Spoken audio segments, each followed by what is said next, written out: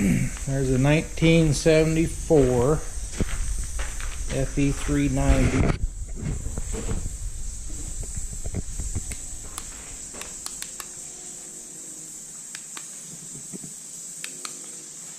Just a little bit of sludge on that.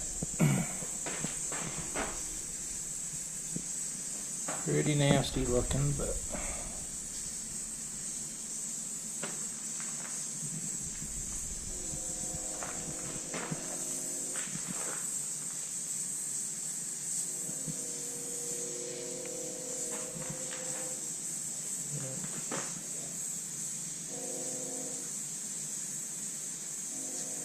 that's what, 52 years, never been apart.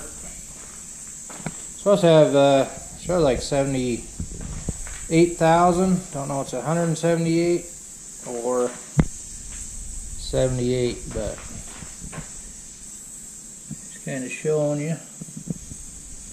Not sure if it's going to be salvageable. That cylinder looks pretty rusty, but I'll keep updated.